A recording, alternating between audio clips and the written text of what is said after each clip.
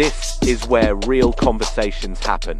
Welcome to Sit Down Sundays on the Final Boss podcast, where the movers, the creators, the ones really making things shake, pull up, sit down and talk different. No filters, no fluff, just raw stories, real journeys, and the mindset behind success.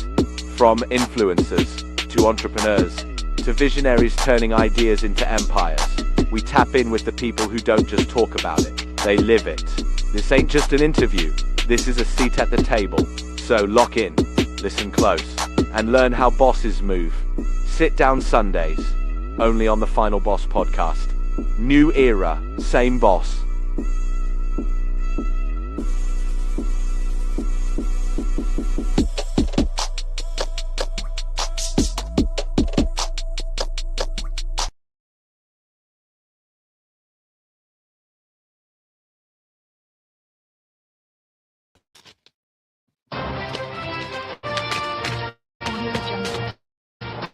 Welcome to Sunday night edition of the Final Boss podcast.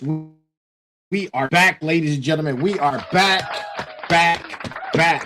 And look, I know we're a couple minutes late, man, but you know what? It's 9 o'clock somewhere. It is 9 o'clock somewhere. So without further ado, listen, I have a great show for you tonight, man. I missed you guys. I hope y'all missed me and all my joy and the knowledge that I'm bringing to you guys, man. I hope you missed me like I missed you, because trust me, I missed each and every last single one of you. And, you know, we got a great show, man. We're going to get right into it in a few, as we do. Look, there's been some things that I've been working on that's been keeping me quite busy, right? And you're going to see that very, very soon. I'm dropping an app. It's called Vital Signal. You're going to see it. I did an episode the other night in reference to Vital Signal. So if you don't know what Vital Signal is, go watch the special edition episode that I just dropped the other night, right? We were going to go live, but, you know, I'm finishing up some kinks. It wasn't quite, I'm not going to say it wasn't polished. It's finished. But there were some things that I need to touch up on. Some dotting of the I's and crossing of the T's, right? You know how we do. So if this is your first time joining us, we greatly appreciate you, man. Thank you for joining us. Thank you for being here, right? This is the Final Boss podcast. I am the one, the only, the Final Boss. And this is the Final Boss podcast, Final Boss Journey, Final Boss Family, Final Boss Network, right? Final Boss Society. Final Boss everything. Right? So look, man, before we get into tonight's show, look, if you haven't, check the link. I dropped the link. Go get Go Time 1. All aboard the fired up train. Go Time 2 is on its way, man. Go Time 2 is on its way. It'll be here probably in the next week or two, man. Go Time 2. The train has left the station. Will be here in a week or two, on top of the app that's coming out, man. Vital Signal. So we've been quite busy over here, right? We've been quite busy, if I must say so myself. Listen, we talked about the book. Look, if you haven't, go catch up on our episodes, man. Go catch up on all of our episodes on the website at thefinalbosspodcast.com. thefinalbosspodcast.com, www.thefinalbosspodcast.com. You can see all of our episodes, right? We're at episode number 278. This is season 4, arc 5, man. Arc 5, the declaration. We're on our way to season 5, the harvest, man. Season 5, the harvest will be here before you know it. I'm so excited, man. The harvest means a lot, man. The harvest means a lot, and I hope you guys are here with me as we get through all of this, right? We have what? 18 episodes to go? No. Yeah. No. We got 22 episodes to go. The math is wrong. I'm looking at different screens. I'm like, wait a minute. How so go check that out, man. Go check it out. Go check it out, man. Episode 300, the harvest is on its way. Tonight, man, we're going to get ready to get into it in a few. Look, Keep your emails coming, man. Keep your emails coming. Keep your emails coming at info@thefinalbosspodcast.com. We're going to be dropping another town hall very soon. So if you're interested in being a part of the town hall, please keep the emails coming, man, so we can get you out there in front of everybody with your questions, concerns, or anything that is on your heart. We're going to bring it to you on the town hall, right? On the town hall. Now, I know we starting late. Listen. It's been a while, right? It's been a while. I had to dust off the equipment and do all the things, man. Updates. You know how it is, man. This technology is right. Technology, it does what it wants to do a lot of times. So, yeah. Anyway, so tonight's episode 278, and I don't know what that's about. But 278 is our episode. And, let's talk about something. There's a lot of events that are taking place right now, right? In our world, in our communities. Politics, man. There's a lot going on. And, we're going to get into it. We're going to get into it. Like I said, this is episode number 278, season 4, arc 5. And before we get into it, man, let's get into the brass tacks. We got a short brass tacks tonight. Tonight's brass tacks is this. And this goes for you and whatever you got going on in your world. So pay attention. Pay attention. Class is in session. And I'm back, baby. I'm back, right? 5 days a week, 9 p.m. 5 days a week at 9 p.m. So here is tonight's brass tacks. Hesitation is a turnover every single time. Every single time, hesitation is a turnover. So that's our brass tacks of the evening. Hesitation is a turnover. You probably hear me saying it throughout the evening, man, because it's a short one. We don't usually have brass tacks that short. So because it's so short and relevant, I might drop it a few more times throughout the evening. As a matter of fact, go write it down. Write it down. Hesitation is a turnover every single time. Post it on your kitchen wall. Post it in your bathroom, man. Tattoo to your forehead. Look, hear what I got to say, right? Because the world and what it's going through right now just showed you its whole defense, right? We're talking about on multiple fronts. We're talking about disguised coverages, right? A ceasefire plan getting announced in one headline and tested by a strike in the next, right? We've been seeing that game plan, right? We've been watching it. We've been paying attention. A tanker hit near a choke point that moves a fifth of the planet's energy happening right now, right? Favorites getting bounced on the biggest stages, whether that's a market, a matchup, or negotiating table. Most people are still standing in the huddle trying to figure out what they're even looking at. People are running around with their head cut off because they're so confused, right? I'm calling the playbook, and I already called this play, right? Stick with me. Stick with me. Because by the time this show is over, you're going to know the exact 4-play sequence that I run when everything around me looks like chaos. And you're going to understand why the team that hesitates never scores, right? The team that hesitates never scores. So, like I said, man, this is season 4, the rebirth, right? And rebirth taught you that it taught you who you are, right? You remember that. You remember who you are, right? It taught you who you are. And after the fire went out and you had to rebuild from the ash, that work is now behind you. The declaration is a different kind of season, a different kind of arc, right? It's not about proving you survived. It's about proving that you can lead, right? Proving that you can lead. And leadership, I mean real leadership, looks exactly like what happens on the NFL sideline with the clock running out and the season is on the line, right? Shout out to my Rams. Shout out to Sean McVay. Shout out to the Los Angeles Rams, man. That's my team. Everybody knows that. This is the Los Angeles Rams East Coast headquarters, right? Season is about to begin, right? Shout out to QB number 1, Matthew Stafford, right? So,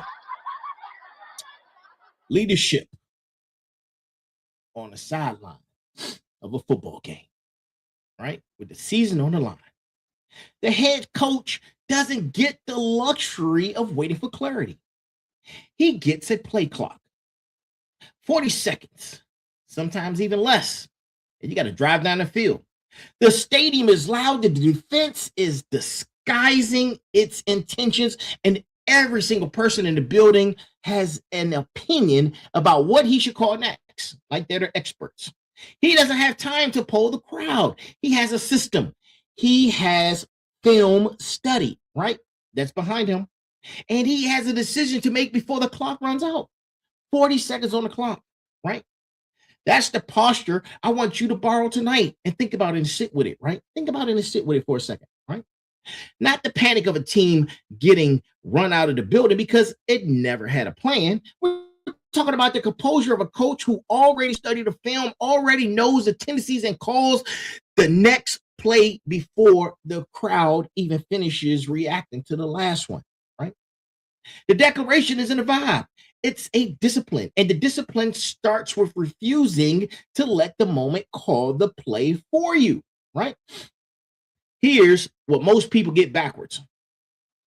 They think play calling is about having perfect information. It's not, right? Coaches never perfect information. They have imperfect information and a system for acting decisively inside that imperfection. Anyway, right? That's the entire skill. Not eliminating uncertainty, but operating powerfully within it. And if you're waiting for the fog to clear completely before you move, you've already lost the down, right? Because the fog on Sunday afternoon never fully clears. It just shifts from one disguise to another, right? From one disguise to another. Now, I built this episode around football, right? Because the football season is about to start, right? And the highlights of the game is they're showing all types of highlights, man, and the different people who may be coming back, maybe, right? Maybe coming back. Shout out to number 99, AD, right? Listen, boy, man. Listen, if AD comes back, bro, it's going to be ridiculous. It's going to be ridiculous, right? But this is what I want you to know, right? Like I just said, I built this episode around football because football gives us a clean, visible language for something we live inside of every single day without even naming it. Every relationship, every business decision, every parenting choice, every dollar you deploy is a play call made under a shot clock with incomplete information in front of people who are watching to see if you flinch. Tonight, we're not learning a new skill. We're naming a skill you already have and sharpening the sequence you run in on it, right? 4 plays, man, 4 plays, right? That's the whole system. And I'm handing you the playbook of the 4 plays, right? Not 40, not a playbook the size of a phone book, right? That you'll never actually use under pressure. We're talking about 4 calls, run in sequence, right? Cover, control, information, timing, and finish. If you walk away from this this episode, right? If you walk away from this episode during this period, nothing else, right? I mean, nothing else. Listen, walking away knowing those 4 words, I just gave them to you, right? Because the declaration is going to ask you to use them before Arc 5 closes at episode 300, right? So, look. Oh, one more thing, right? One more thing I need to tell you guys, man. One more thing, right? One more thing before we move into the sequence itself, right? Notice that I said run in sequence, not run whichever one feels good about or whatever direction you feel good about running into for that moment. And that right there is very important. That's the distinction that is going to matter more than anything else in this episode, because the order these plays get called is not a decoration. It's the difference between a drive that scores and a drive that stalls, and it stalls out on third down, right? 3rd and inches, and it stalls out, trying to look impressive, and you accomplish nothing, right? So, if you already heard, right? If you already heard the standard for tonight in front of the brass tacks, if you already heard the brass tacks, right? You're supposed to have written it and taped it to your forehead, tattooed to your forehead, right? Put it up somewhere, because I'm not going to be reintroducing it yet. I will, but not right now. I'm putting weight on it right now, so that's why I asked you to let it sit with you, because a standard that only lives in the front matter never actually changes how anybody plays the game, right? A team can print a motto on the locker, in the locker room, put it on the wall, and still lose every close game of that season, right? Because the wall doesn't make decisions. Players do. Standards only mean something once they show up inside an actual decision, with actual pressure, with something real on the line, right? So let's talk about that. Let's talk about it, man, right? Let's talk about what it costs to genuinely live by that standard instead of just quoting the standard, right? In football, protecting the ball sounds simple until you're the one holding it, right? Until you're the one holding it, and you're holding it in a crowded pocket, right?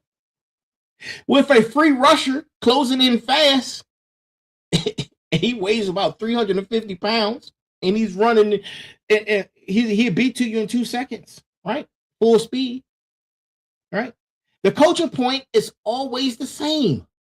Get rid of it or take the sack, right? That's what the court QB has to do. Get rid of it or take the sack, right? Whatever gets said out loud is how much discipline that moment actually requires. Because every instinct in a scrambling quarterback's body is screaming at him to force something, anything, right? Rather than accept the loss cleanly. Taking a sack on purpose, protecting the ball, choosing the smaller controlled loss over the uncontrolled one, right? It's one of the hardest things to teach in this game, right? Because it runs against every competitive instinct that a player has, right? Every instinct, man, right? So that's the exact tension most of you are living in right now, right? I called it out. Yeah. And most of you don't have a coach standing on the sideline reminding you which choice you actually need to take to protect the drive. You're the quarterback and the coordinator at the same time, every single day, every week, every hour, every minute, every second, and on every single decision, right? Nobody's calling the sack for you. You have to recognize the pocket collapsing on your own and choose the discipline loss over the disaster, or recognize the open lane and take it without anybody standing over you and your shoulder confirming it, right? And here's what I need you to do that's different tonight, right? Because this is where most people get the standard wrong, right? Protecting the ball is not the same thing as never throwing it. A quarterback who never throws downfield doesn't protect anything. He just guarantees his own offense never scores. The standard was never zero risk. The standard was zero unforced risk. Zero decisions made out of panic instead of preparation. Zero throws into a coverage you never actually studied because you were too busy being afraid of the moment to read the field in front of you, right? And that's the weight behind tonight's episode. That's the weight of tonight's standard. Not caution for its own sake, but preparation married to conviction. So that when the pocket collapses or the lane opens, you already know which one you're looking at because you did the film study and you did it before the game. You did it before the game started, right? Instead of trying to do it live under the bright, shiny lights and the crowd already screaming at you to make a decision. And I want you to carry that. And I want you to sit on that that thought right there, right? I want you to sit on that. I want you to sit on that, man, and think about that, right? You're in a big game and you got to make a decision, right? I need you to carry that distinction. And I need you to carry that distinction into everything else that we're going to be talking about tonight. Because the 4 plays coming up in the rest of the episode are not a system for eliminating risks in your life, but it's a system for making sure the risk you do take is the risk you actually choose, right? And you're prepared on your own terms instead of the risk that gets forced on you by a defense you never bothered to study, right? Now I need you to hold that distinction, man, because through the rest of this, man, every play from here forward is built on the same principle. Prepared conviction, not blind aggression. That's the weight and that's the standard, right? That's the weight and that's the standard. So, ooh, I need something to drink. Now let me make this real instead of theoretical, right? Because that's the only way this episode is going to touch your ears, and it's going to earn the respect and earn for me to be able to ask anything of you, right? Listen, you already know my story, man. I spent 23 years in federal service, right? I was deployed 3 times, dual theaters, combat veteran, right? Branch chief, right? Y'all know my story. Listen, here's building towards a pension trajectory worth a significant amount for retirement, across over that full career, which was a stable situation. It was predictable. It was comfortable, right? It was well respected. But every box the system tells you to check gets checked. And there was a version of me that could have stayed in the formation for another decade, running the safe plays every single down, because the safe play was still moving. It was still moving the chains a little, just a little, right? 3rd and inches. And nobody would have questioned it. Nobody would have called it hesitation. They would have called it wisdom, right? They would have called this stability. And they would have said, oh, man, that man is someone who knows how to finish what he started, right? But I didn't stay in that formation, right? I didn't. And here I am today, walking into the danger zone, right? The danger zone. I start my doctoral program in 29 days in artificial intelligence, right? I'm constantly building with no foresight of what the end is going to look like. The other situation, I know exactly what the end was going to look like. I was going to retire, right? And be comfortable, right? But instead, I'm here 5 days a week at 9 p.m. talking to you guys on this microphone, right? Without even a guarantee that something is going to happen afterwards, right? There's no pension, right?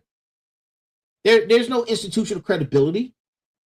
There's nothing carrying it automatically into the new arena. And I touch new arenas, it seems like almost every week, right? We got a new app that's getting ready to drop. Vital Signal is going to change the world, right?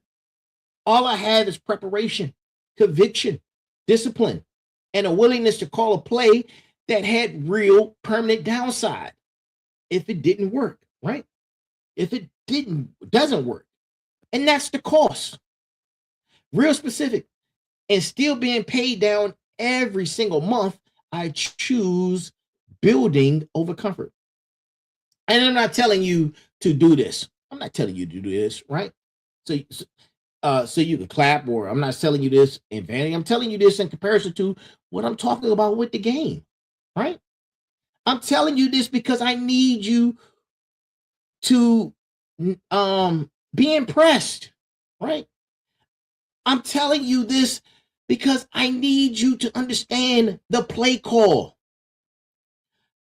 Because the play call only means something when there's an actual cost attached to calling it. Anybody can call a strategy from the sideline of a game. Anybody can do that, especially if they never played it, right? Especially if they never played it. Anybody can build a 4-play sequence for you to run while their own ball stays safely tucked away in a formation that guarantees the outcome. That's not a coach.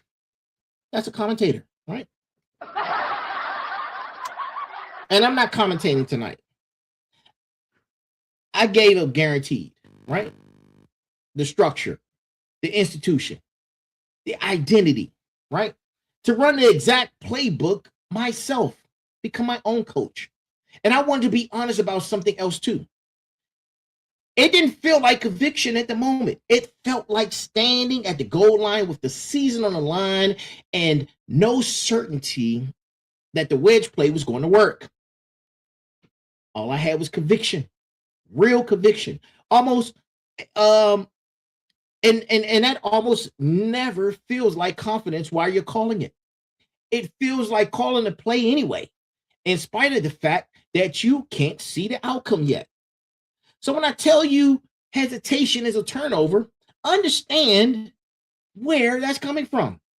Not a theory, a specific number, a specific career, a specific situation of 23 years that I traded in for a playbook I had to build from nothing, live and in front of a growing Finder Boss community that I'm very proud of, that was watching to see if I could actually run what I was preaching. And tonight's 4 plays aren't abstracts or abstractions, right? They're the sequence I ran to get from the decision to do this on the microphone. I say all of that, right? Not to center myself in the story tonight, but so you know the cost confession I'm asking you to run it in your own life. Because being asked from the sideline isn't being asked from somebody who pays specific, calculable, right? And still ongoing price to earn the right to ask it, right? So if you turn on your feed right now, you'll see it. You'll see it. we're under another ceasefire, right? The ceasefire framework, right? It gets announced. It gets announced in one region, while strikes land within 48 hours in another. A tanker gets taken out by an unknown projectile near a strait that carries roughly a fifth of the planet's oil and gas, and nobody can say definitively who fired it, right? Drone threats get intercepted over Gulf airspace. The same week, diplomats are sitting down at the table trying to build a peace roadmap. A hospital takes a direct hit less than 2 days after a ceasefire advancement goes announced from the highest levels. That's not one crisis, people. That's a defense showing you multiple fronts and disguised coverage at the exact same time, daring you to guess wrong about where the real pressure is actually coming from. Because most people watch that and feel helpless because they're trying to read it in a way a fan reads the game from the sidelines, reacting to whatever the camera shows them last. The headline that lands at 9 a.m. becomes the entire read of the situation. And then the headline at 2 p.m. contradicts it. And now they're not reading the defense anymore. They're just getting whiplash by it. Snap after snap with no system underneath their reactions. A play caller reads it differently, right? A play caller assumes the defense wants you confused, wants you reactive, wants you spending your attention on the disguise instead of the actual play development underneath it. Disguise coverage in football exists for exactly one purpose: to get the quarterback to make his decision based on what he thinks he sees instead of what's actually there. The best defense in the world aren't the ones with the most talent. They're the ones best at making chaos look meaningful and meaning look like chaos until you can't tell the difference anymore, right? Until you can't tell the difference anymore. And tonight I'm giving you the 4 calls, right? I run when the coverage I run when the coverage looks like this, man. So pay attention, right? Not because I can control what's happening, not because I can predict the ceasefires or what's going to be on the next headline. All that contradicts the thing before it, right? And I can't do that. Nobody's sitting in this community can do that, right? And if you can, listen, send me some lottery numbers, right? If you can do that, send me some lottery numbers. But look, what I can control is what I understand. And it's the same thing that you can control. And what you can control is your own huddle in your own life, right? Your own point of attack, your own read on your own situation, whatever multiple fronts are showing up in your life right now, whatever disguised coverage is making your next move look more confusing than it actually needs to be, then you need to hear this, right? Because this is the reframe for the declaration, and the declaration requires it. Global volatility isn't something you're supposed to solve from your living room, but everybody is screaming at their TVs. Everybody is yelling, he's stupid. You don't know what he's listening. Screaming at the TV, right? Like a fan in the sideline of a game, and you're trying to tell the coach what play to play next, right? It's something you're supposed to use as film study. Watch how the disguise works out there, right? So you stop falling for the disguise in here, right? In your own businesses, in your own relationships, in your own decision-making under pressure. The world is running a defense right now. And that's not a reason to freeze. That's the exact reason to call the play. Keep the refrain in the pocket every time feed gets loud this week, right? You're not powerless because you can't fix the headline. You're a student of the headline and studying how disguises works at scale so your own read gets sharper every single time somebody else's flashes across the screen, right? That's the play, right? Now pay attention. Pay attention, because every drive starts the same way in my playbook, right? Control the point of attack, right? Control the point of attack before you try anything else. The HORMUZ straight is a downhill power run. Lead blocker clears the gap before the read ever even develops, right? No wasted motion, no cleverness, just controlled force applied exactly where it needs to go.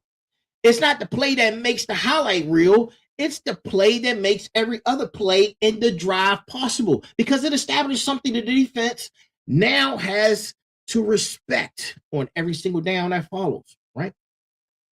Listen, I named this play after the straight itself on purpose, right? Now, mind you, look, man, I'm speaking figuratively and of course with metaphors. So, you know, war isn't listen, war isn't a good thing. I've been to 2 wars. Combat, listen, it's not. And I'm not making a play of it. People are on both sides are dying, right? So let me continue, right? I named it this because the straight is the perfect real world teacher for this concept, right? Because the fifth of the world's oil and gas moves through one narrow point of power of water, right? And you control that point, and you control leverage over an enormous system downstream of it, right?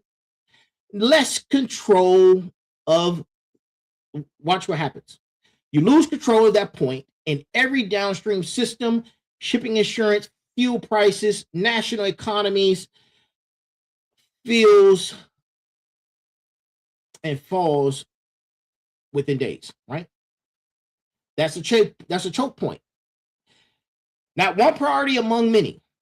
The single point where control determines whether everything else downstream stays stable or it starts to shake, right? The lesson here translates a little bit differently, right? Because before you chase the big play, the exciting deal, the public move, the thing that gets applause, you have to secure the choke point in your own life first. That's your income stability, right? That's your core relationships. The 2 or 3 people whose trust, if it broke, would destabilize everything else you're trying to build, right? That's your non-negotiable daily disciplines, and that belongs to the ones who don't feel important on any single day, but compound into everything you're capable of on days that matter the most, right? Days that matter the most. You don't get to run the play, right? You don't get to run the play, right? And you don't get to run the play action, right? And you can't run the play action off a fake. If you never establish a run game first. That's not how football works, right? And that's not a football rule. That's a law of sequencing. Play action only works because defense has been forced to respect the run. If you never controlled your point of attack first, then there's nothing for anybody to respect. Nothing underneath the fake. And the whole sequence collapses the moment somebody tests it, right? And now look, I see people skip this thought process all the time, constantly, right? They want the sovereign wedge energy, the highlight, the finish, the goal line conviction without ever running the HORMUZ straight first. They want the billions and billions upon billions of dollars and accolades first. They want to declare a big vision without ever locking down the point of failure that would take the whole vision out if it was broke, right? That's not boldness. That's building on sand and calling it architecture, right? You have to control your point of attack. You have to control your point of attack. And that's play one every time, no exceptions. No matter how tempting it is to skip straight to the exciting part of the actual drive. Everything else in tonight's sequence assumes this play has already been run. So before you move out of your chairs, out of your seats, off the couch, listen, make sure you've already actually done the identification work, right? Not just nodding along, saying, yeah. No, I'm talking about some real stuff right now, right? If you can't name your choke point in one sentence right now, then that itself is the finding. That's what we need to work on, right? And don't confuse your choke point with your biggest problems. Sometimes the loudest problem in your life is the downstream at the choke point and the choke point itself. You need to chase the source, right? Not the symptom. And the whole rest of the drive gets easier to call, right? Where my football fans at, right? Where my football fans, you know exactly what I'm talking about, right? So let's strip the football language out for a second and strip the geopolitics out too, right? Let's take all the politics out too, right? Because I don't want anybody listening tonight to think that this only applies to coaches and foreign ministries, right? It applies to your business. The choke point might be your cash flow. The one lever that if it breaks everything downstream of it, right? You can have a great product, a loyal customer base, and a strong team. And none of it matters if the cash flow choke point closes because everything downstream of it stops moving the same week and it crashes. Let's talk about your health, right? The choke point is usually sleep, not diet, not the workout program, not the supplement stack everybody's selling you, but sleep. Because sleep is the single point that when it closes, degrades your decision making, your discipline, your mood, and your recovery all at once. Silently, right? In a way that makes every other health effort you're making less effective than it should be, right? Let's talk about your relationships, right? The choke point is almost always the one conversation you keep avoiding. The one that you've been rehearsing in your head 50 times and never actually had. That conversation sits in the narrowest point of the whole relationship and everything downstream of it, right? The trust, the intimacy, the ability to build anything real together is being quietly restricted by the fact that you haven't controlled that choke point yet, right? And here's the identification test that I want you to run tonight and run this week, right? A choke point is whatever it affects if it closes, shuts down everything behind it. Not whatever feels urgent today, not whatever is the loudest thing in your notifications, but the actual structural point where if it fails, the whole system fails with it. Most people can't name their choke point, right?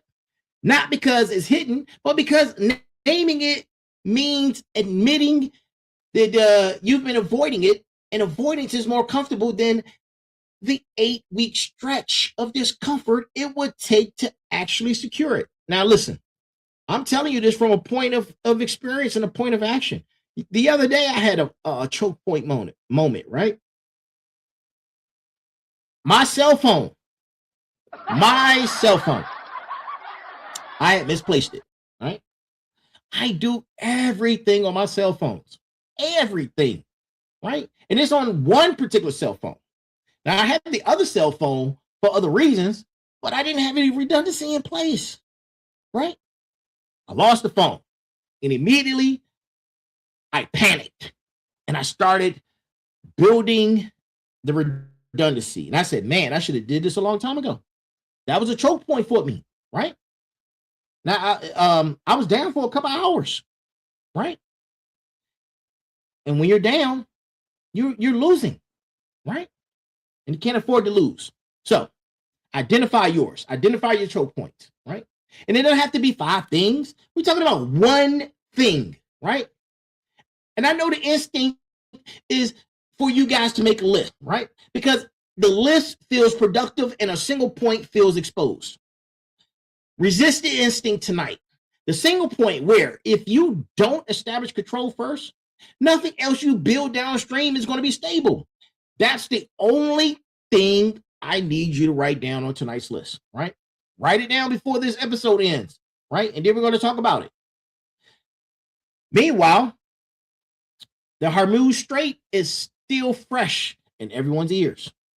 Everything else in this episode, every play that follows, assumes you've already done this work, right? Multi-front motion doesn't help you if your choke point is still exposed.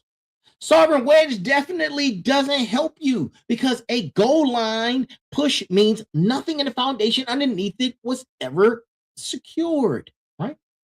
Control the choke point first. That's not the exciting part of the declaration. It is the part that makes the rest of the real instead of performance, right? Now, say this with me, right? Say it with me out loud, right? Say this with me, right? I'm gonna give you a couple minutes, not minutes, a couple seconds. Say it. Say, my choke point is fill in the blank, right? And say it out loud, not just on paper, right?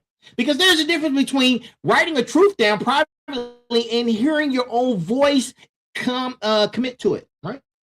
And tonight, I want you to hear yourself say it. That sentence is the whole assignment, right? The whole assignment. Not a 5-point action, but one honest sentence. Spoken out loud in your own voice, right? In your own space. My choke point is, remember, fill in the blank, right? Fill in the blank. Now that you've done that, play actions only works because the defense believes the run is real. The quarterback fakes a handoff. The linebackers step up to fill the gap, and they've trained to respect.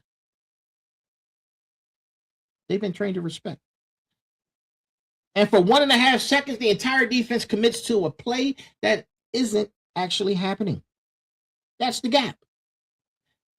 The moment of false calm, right, is exactly where the real play develops. And it's over the top, behind the defense, while everybody's eyes are still on the fake. The moment things look calm, most people relax their guard completely. A ceasefire plan gets announced, and the instinct is to exhale fully, right? Ceasefire, right? But you assume the hard part is over. A market stabilizes for a week, and the instinct is to stop watching it closely. And a hard conversation goes quiet for a stretch, and the instinct is to assume it resolved itself. We're watching that exact same pattern day in and day out play out in real time right in front of our eyes. Headlines about peace roadmaps sitting in the same news cycle as headlines about strikes and tanker attacks near the very choke point we just spent a few minutes talking about. The calm and the danger are happening in the same 24 hours. Sometimes the same headline block. And the most people are only built to register one signal at a time.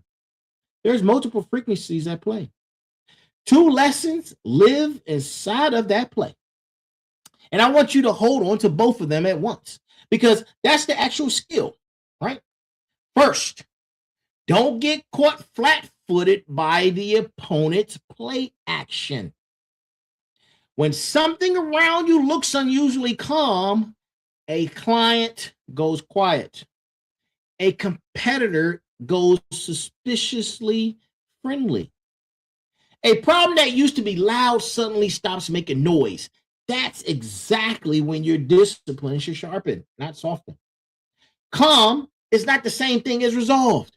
Sometimes calm is just the fake before the real play develops over the top of you, right? And second, and this is the part people miss because they're too busy defending against being faked out, that they forget offense exists too. Use calm strategically yourself. When you've built real trust and real stability with someone, a client, a partner, a team, that stability is not just protection. It's a weapon, right? That's your window to take the bold move nobody sees coming because they stop watching closely.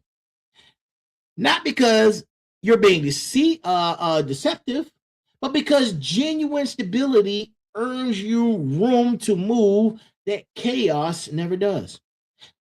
Play action isn't a trick you run on people you're deceiving. It's a play you run because you've already established something real enough that the defense has to respect it. And respect creates exactly the opening you need, right? That's exactly what you need, right? And this is where you've earned the real calm, right? Don't waste it sitting still. You need to take action. And that's the whole lesson of the ceasefire play. It's action. It's the play most people run backwards without even realizing it. They relax when they should sharpen, and they sit still when they've actually earned the right to move. Flip the pattern and flip it this week and watch how much of what felt like bad timing was actually just the wrong read anyway, right?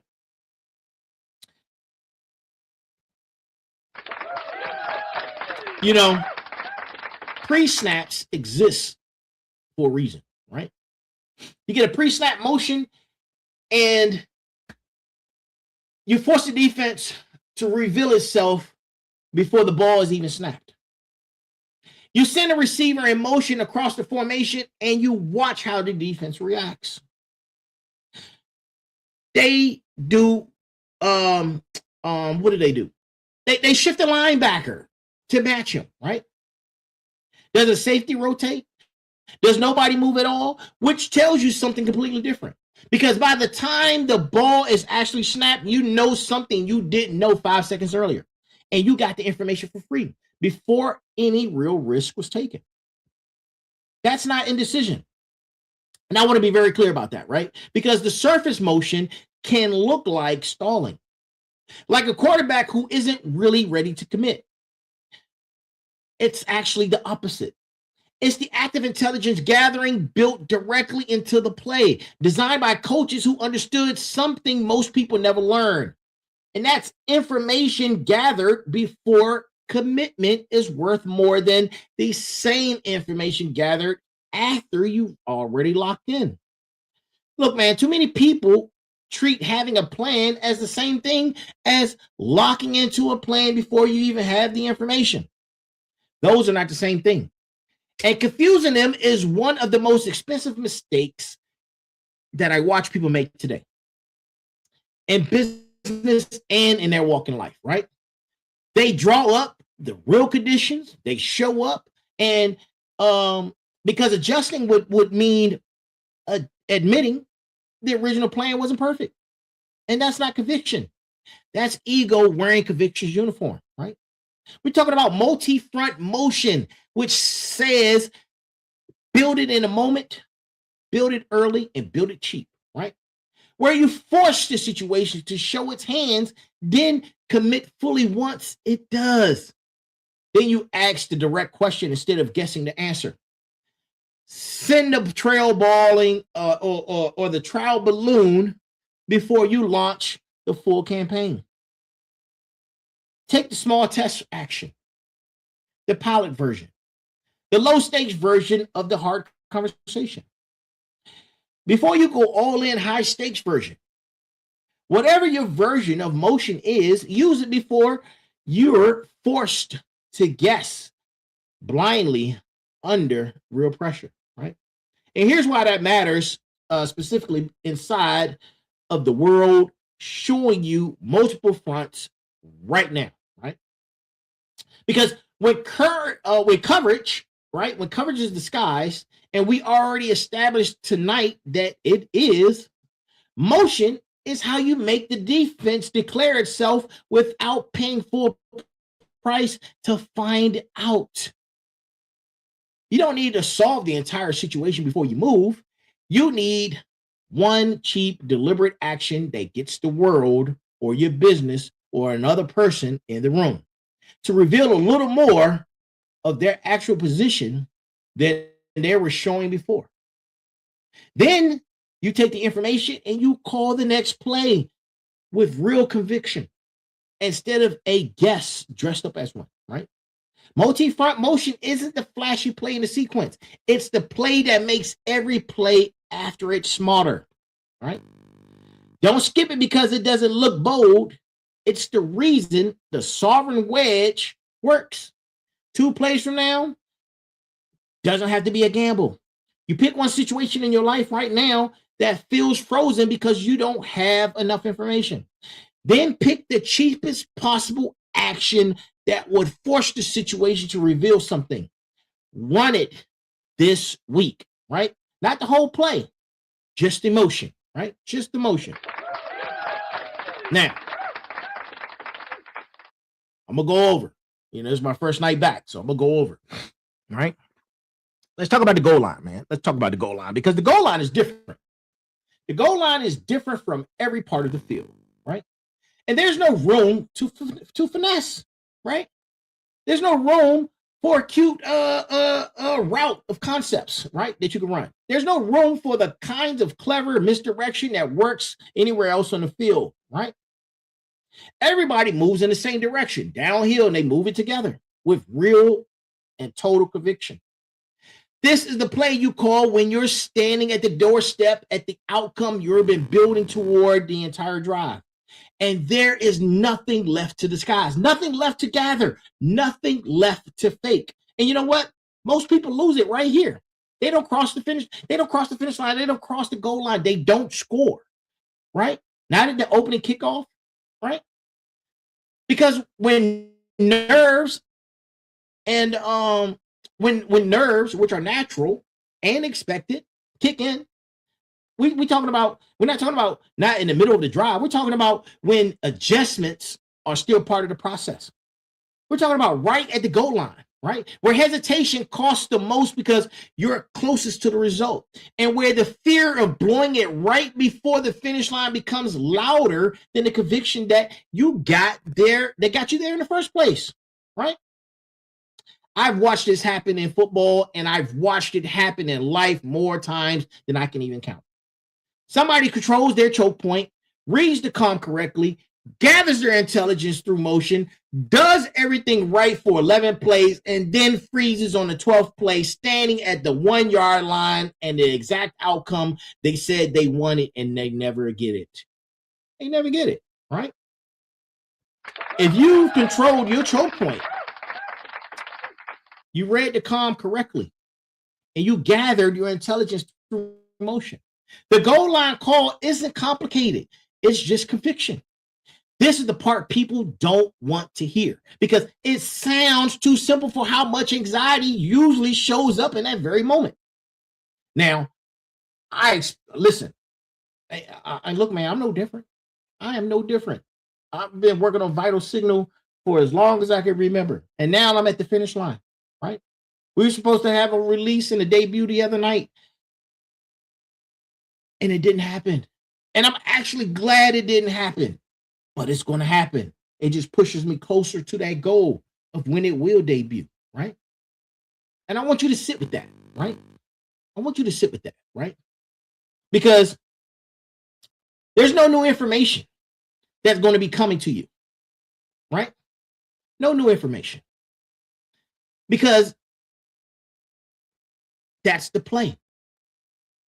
You got to get over that 1 yard line, that goal line, right? And you already have everything you need to get you across it, right? Waiting doesn't produce more clarity. It just produces more time for fear to convince you that waiting is wisdom, and it's not. A lot of y'all right now, you need to start executing. Execute what you already know, right? The sovereign wedge, right? Not a leap of blind faith. A finish built on top of 3 plays of real preparation that already happened. The wedge isn't reckless because it comes last in the sequence after the control, after the read, after the motion. It's the most prepared play in the entire drive, even though it's the one that looks from the outside like pure conviction with nothing behind it. And this is the play that the declaration is ultimately asking you to run. Not the flashy multi-front read, not the clever play, the unglamorous one, right? The downhill, the zero hesitation finish. The exact moment when finishing is hardest because you're close enough to see exactly what you stand to lose if it doesn't work. I need you to call the play anyway. That's the whole arc compressed into one play. Name the goal line you're standing on right now while you're listening to this. You know the one I'm talking about. You've known it for a while, right? Now look, that's the sovereign wedge. Get to the goal. Score. Simplest way I can say it, right? Do the hard run, right? And that's the entire reason why this episode exists. Because everything before this moment was preparation. The play is the point. Cross the line. Score, right? And here's the part that I have to tell you guys. Look, I'm over. I need another 10 minutes, so stay with me, right? Stay with me. Here's the part that this is going to sting a little bit, right? And I wanted to, right? Because sitting down Sundays is not about being comfortable, right? It's about being uncomfortable. Because uncomfortable is where the growth happens. Most people never actually call the play. They sit there at the 1 yard line, right? They just absorb it and they call it. And they say, oh, I'm staying humble. I'm not crossing the line. Oh, I'm not going to score. I'm going to celebrate getting to this moment, right? I'm going to be patient, right?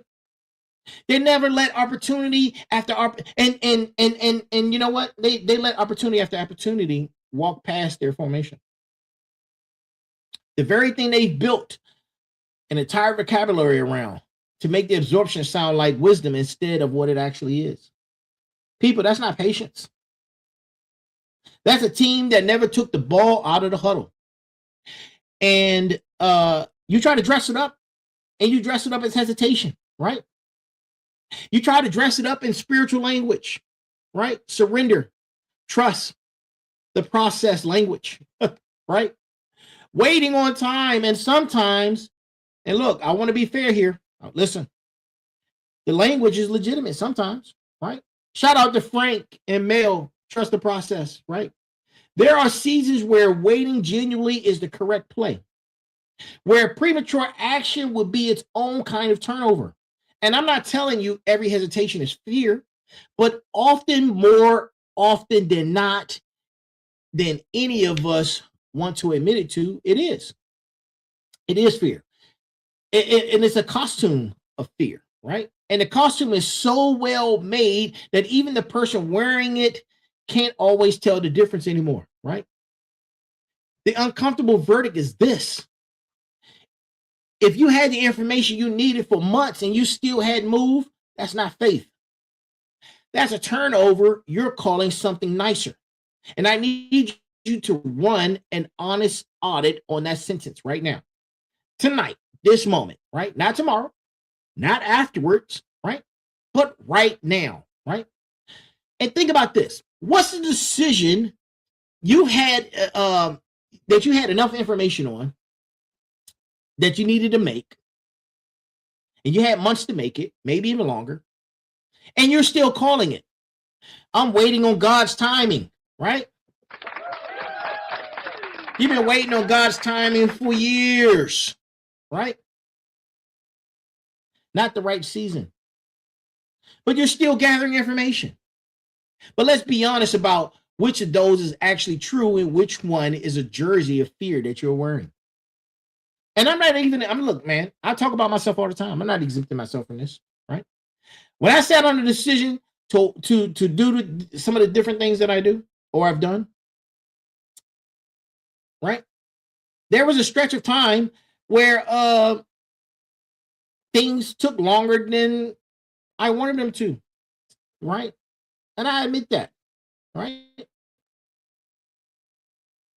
I told myself the lies. Oh, I'm being strategic, right? I told myself, oh, I'm being wise, right? Oh, I told myself, oh, I'm waiting for the right moment, right? Some of it was true, but some of it, if I'm being honest with you guys, and I'm being honest to my community, the smarts, final bosses, warriors, and motivators. Oh man, that felt good to say, right? The way I'm asking you to be honest with yourselves was fear wearing a strategy uniform, running out the clock on a decision I already knew I was going to make eventually. The test isn't whether hesitation ever feels uncomfortable to name, right? It's whether you're willing to name it anyway. Most people never call a play, not because they lack the 4 plays I just gave you, but because naming their own hesitation honestly is harder than any play on that they could have did on the field, right? I need you to do that work tonight, right? Commit to it. That's the uncomfortable verdict. And that's the thing that we've been talking about. And that's what this whole premise is about, right?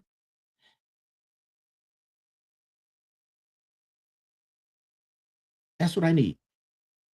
And I'm going to leave you with this before we move on into continuity, right? The community members I've watched actually transform in this community are never the ones with the clearest plan. They're the ones who got the honest built in them. And they got honest about the turnover first, out loud, before they even fixed it, right? They got honest with themselves, right? Now,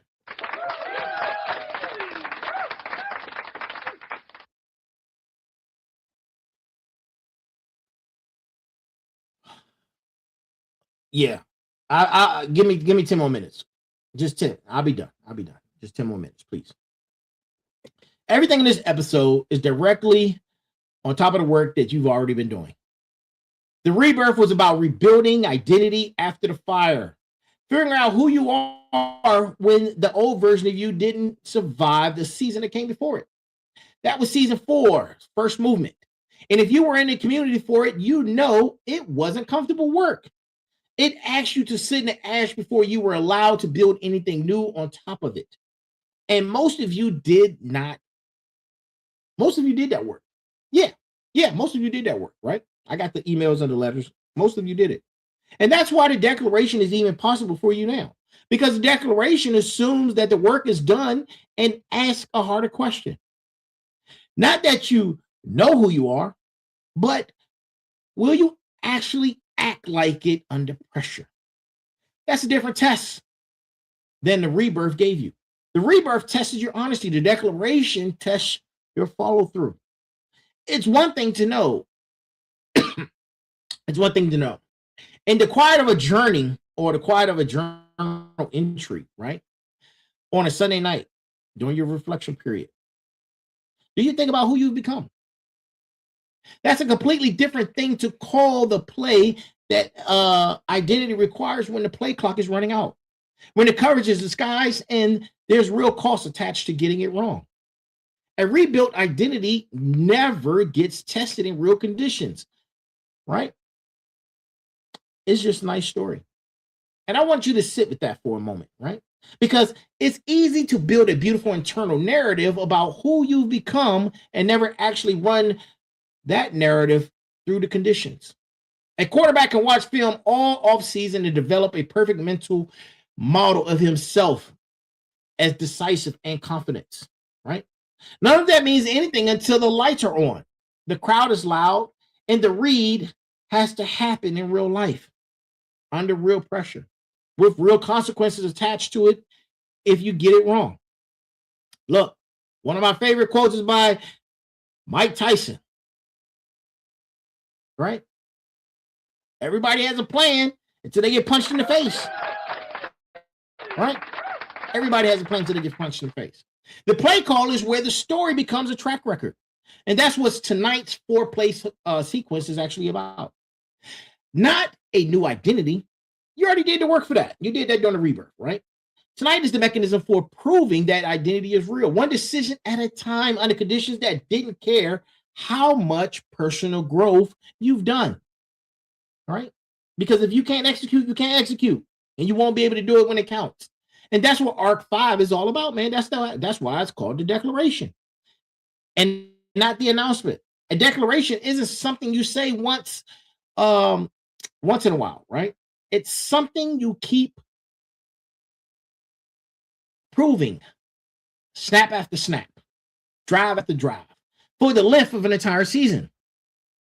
Every play in tonight's sequence, HORMUZ straight, multi-front motion, ceasefire play, action, sovereign wedge, is a small, repeatable act of declaration. You don't declare who you are once at the start of Arc 5, and then you decide to coast.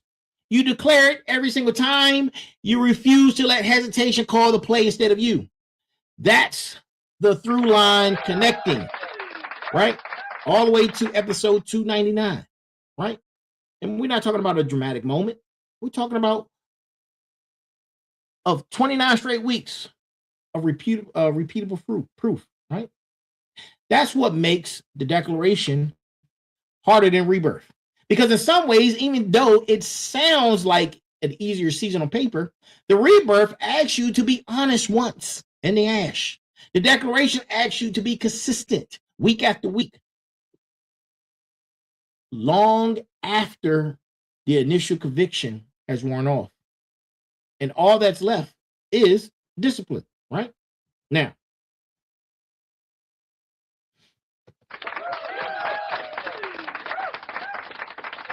we've been talking about choke points all night, man. This message right here, I need to talk to my warriors for a moment. Right? My warriors, this is for you, right? Because strategy without execution is just a nicely diagrammed play that nobody ran, right? I know this community, right? And I know that if you need a pep talk or something, or you need some help to be brave, you've already proven that in rooms that most people never walk into, right? What you need and what the play call actually is built to give you is the sequencing. Because bravery without sequencing burns out fast, and burns out are expensive. You already know what it costs to move when the room is loud and the outcome isn't guaranteed. That's not new information for you. Warriors who are in this community have deployed overseas, walked away from stable careers, started businesses with no safety net, had the hard conversations everybody else avoided. Courage isn't the gap in this room. What the play call adds is a system that keeps your courage from becoming recklessness, because those two things look identical from the outside and feel completely different from the inside. And the difference only shows up later in the outcome, right? You need to control your point of attack. Don't chase the flashy play before the foundation is secure. That is the correction I need most of my warriors to hear tonight, right? Because your instinct, the same instinct that makes you valuable, is to run straight at the hardest target, right? The most visible object. That instinct is an asset in the fourth quarter. It's a liability on the first play of the drive, because before you've established anything to respect, the HORMUZ straight for the sovereign wedge every single time. Not because the wedge isn't yours to run eventually, but because running it first out of sequence turns your conviction into a gamble instead of a finish, right? Execute in order, and your pressure becomes precision instead of just noise. That's the whole upgrade in tonight's episode, right? And that's for you, to my warriors, right? Not more courage. You have enough of that, right? And more than most of you will ever even access in the rest of your life, right? What you're missing sometimes is the discipline to run the control play before the finish play. The patience to gather intelligence through motion before you commit fully. The willingness to let a controlled run set up the wedge instead of trying to wedge your way through a defense that hasn't been softened yet, right? I've watched warriors in this community burn incredibly amounts of courage on plays that never had a chance because the sequence was wrong, not because the effort was wrong. Don't let that be your story in Arc 5, the Declaration. You have the hardest asset to build in this entire community already. Give it a system worthy of it. 4 plays, run it in order. That's not a limitation on your courage. That's what finally allowing the plan to work and get you the results you're looking for. Your courage was never the problem. It never will. Sequence was. Fix the sequence and watch your courage. And watch what your courage do, right? And watch what you're capable of doing. That's the entire correction that I have for my warriors, right? Not more fire, but better sequencing for the fire you already carry into the next room that you're getting ready to walk through, right? Now, as we get ready to close. Yes, I knew it. As we get ready to close, right? This is for my final bosses. Understand this. The version of you standing on the other side of the Declaration isn't the one who survived the loudest season. It's the one who called plays through it instead of getting called by it. That's the identity this arc is asking you to claim. Not as a slogan you repeat in the mirror, not as a caption under a photo, but a track record you can point to, specifically when this arc closes at episode 299. I want you to hear the difference in those versions of yourself because it is easy to blur them out. Surviving the loudest season means you made it through. That's nothing, right? That's not nothing, right? Give yourself a clap on the back, right? But it's passive, right? It happened to you and you endured it. We all endure a lot, right? But the endurance deserves nothing but respect. And that's not the same achievement that this arc is asking for, right? Because calling plays through means you stayed the author of your own decisions, even while the noise around you was trying to write a story. That's the final boss standard. Not immunity from chaos, but authorship inside it, right? You already have everything you need to be the version of yourself. Every play tonight, the HORMUZ straight, the multi-front motion, the ceasefire play action, the sovereign wedge is available to you right now tonight with whatever situation you're currently standing inside of. The gap was never information. The gap was sequence, and now you have the sequence. Listen to my motivators. I'm going to close out, right? Closing out in 2 minutes, right? For motivators, your assignment tonight is simple, and I want you to actually do it before you close this app. Somebody in your circle is standing in your own huddle right now next to you, staring at a defense that looks unbeatable, waiting for a play that isn't coming unless they call it themselves. You know exactly what I'm talking about, and you know exactly who that person is. Their name is already in your head, renting rent free, right? Send them this episode, not because it fixes their situation, but because I can promise you it will, and neither can they promise themselves that it won't, right?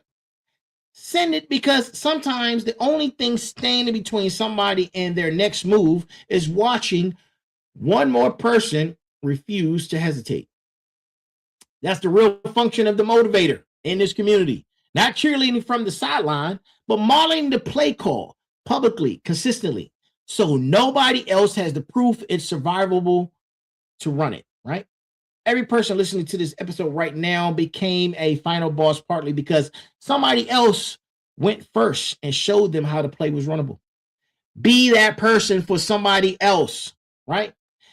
That's not extra credit. That's the actual assignment motivators carries inside of this community every single week without hesitation. Send this episode to somebody while it's fresh, not next week when you've told yourself you would do it, but do it tonight. That's the motivation play. That's the motion play applied to the exact assignment that I just gave you, right? Final Bosses Motivators, that's your close for tonight. Claim the identity and put it to work for somebody else before this hour's even finished, right? We got a couple more minutes before we close, right? So we talked about the 4 plays. Right? HORMUZ straight to control your point of attack. Multi-front motion to read before you commit. Ceasefire play action to strike when the world relaxes. Sovereign wedge to finish with zero hesitation. That's the sequence. Right? Control it, read it, strike it, right? Finish it, right? Score. Write those 4 names down somewhere. You'll actually see them this week. Not just the notes app, right? Write them down and never reopen them, right? But somewhere your eyes land daily, right? Because a play only works if you remember to call it. The world outside that door is still running its blitz tonight, right? Multiple fronts, disguised coverages, headlines that contradict each other by the hour. A ceasefire and a strike sharing the same news cycle. That was never going to change because we spent an hour talking about it, screaming at the TVs. And I'm not going to pretend that this episode altered anything happening in what's the world tonight, because it didn't. This was never the assignment. This was never what the episode was about. What changes is whether you walk out of this episode still standing in the huddle or whether you walk out having already called the play. That's the only variable this hour was ever built to move. And it's the only variable that was ever actually yours to control. And I said that in the beginning. Not the ceasefire, not the straight, but your huddle, your choke point, your emotion, your wedge. Now, go back through and look at all 4 plays this week. Identify the one choke point that, if secured, stabilize everything downstream of it. Send the trial balloon before you commit fully to the big move. Watch for the false calm in the world in your own life. And it doesn't let that soften your discipline, right? And when you're standing at your own goal line with everything already gathered, with everything already read, with everything already controlled, control the wedge. No information is coming. Execute what you already know. That's the declaration. That's the play call. Listen, that's our show. I'll see you guys again, man. We're back, baby. I'll see you again tomorrow night at 9 p.m. for Motivation Mondays. Listen, before we close, I want you to do one thing tonight and not next week, right? Pull up your notes app right now and write down your choke point. One sentence. Don't overthink it. Don't perfect it. Just name it. The single sentence is the first play of your own drive, and it's the only one on the board that I actually need from you, that you actually need from yourself. And that's what Arc 5, the declaration, is all about, and that's why it keeps moving. Everything else is the play call, and it only works downstream of those who are honest with themselves, right? That's what I've been talking about all night long. Control it, read it, strike it, finish it. Now go call your play. This has been Sitting Down Sundays, episode number 278, the declaration of play call. It is in the books. It is go tight, baby. We're out of here. And if you know me, then you already know there's a heavy pain that comes with discipline, but there's an even heavier pain that comes with regret. And that, my friends, is our show. I am here. We are here. Be balanced. Be equal. Be smart. Have a great night. Woo! Go run that play.